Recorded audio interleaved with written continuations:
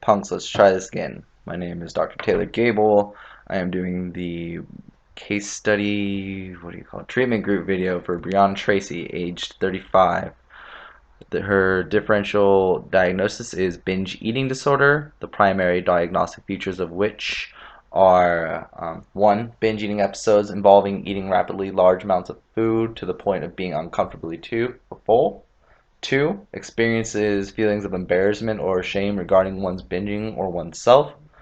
3. Sense that one is out of control of one's eating behavior. Excuse me. I ate an apple. Let's see. So we'll jump right into the story.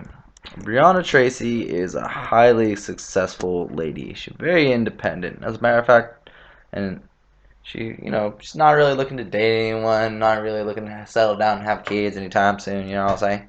But, and she works in the entertainment industry as a writer. She's getting really well recognized for her work and well commendated.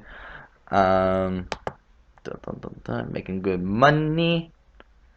She's always been a high achiever.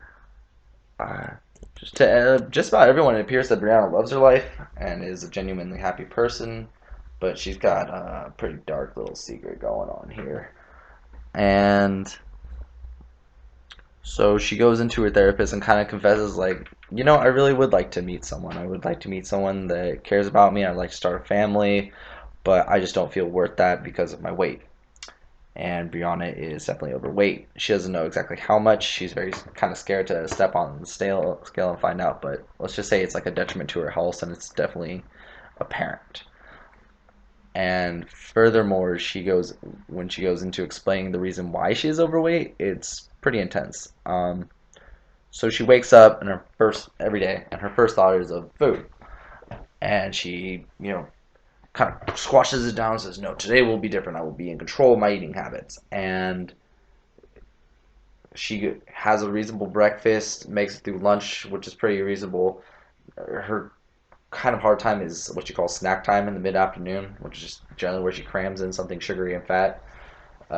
She generally tries to resist this, but when she does give in, it triggers this uncontrollable cascade of thoughts regarding food, and by 5 o'clock she's driving to a fast food restaurant, going through the drive-thru. She never goes to the same fast food restaurant twice in a row. She doesn't want to be recognized for this.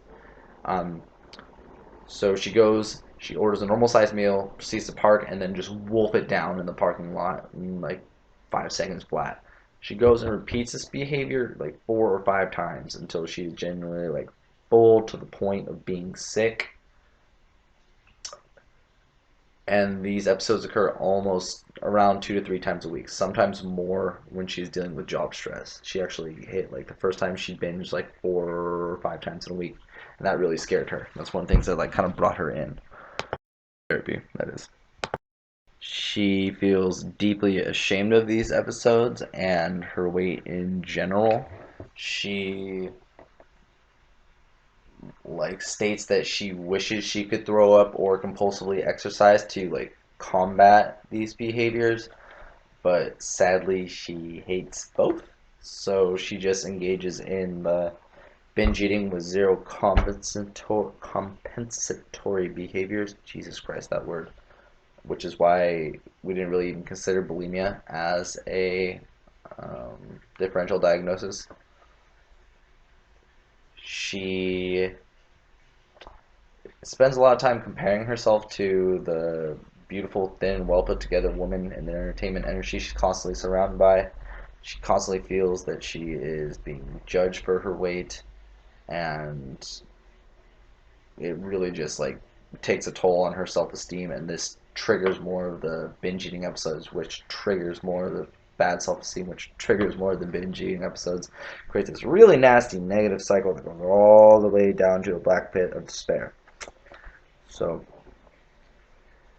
and yeah, this unending cycle has just kind of torn her down to the point where she's pretty desperate for help and willing to do almost anything to get better.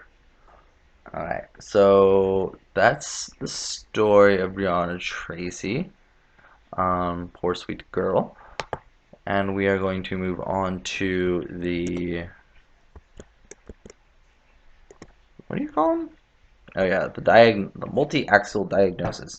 Axis 1 being binge eating disorder. Axis 2 is none. Axis 3, overweight. Axis 4, work stressors.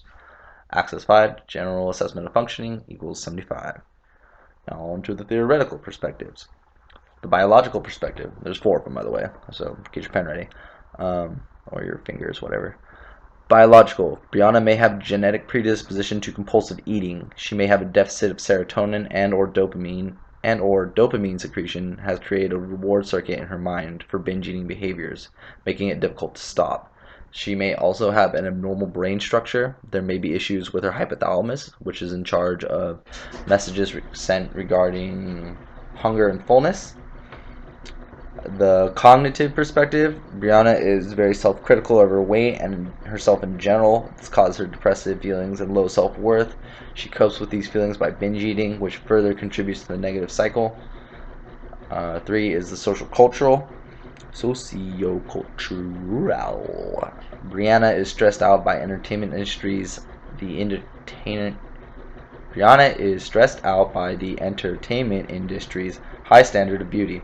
She is surrounded by exceptionally gorgeous and thin people and feels she cannot measure up. She then binge eats to cope with said stress. And then behavioral. Brianna may have a faulting learning experience. Operant conditioning, negative reinforcement, alleviates stress over work and personal appearance. Yeah, they all kind of saying the same thing, just from a different perspective if you think about it. Anywho, that's enough for Brianna and Tracey. Hope she feels better, gets this under control. Bye.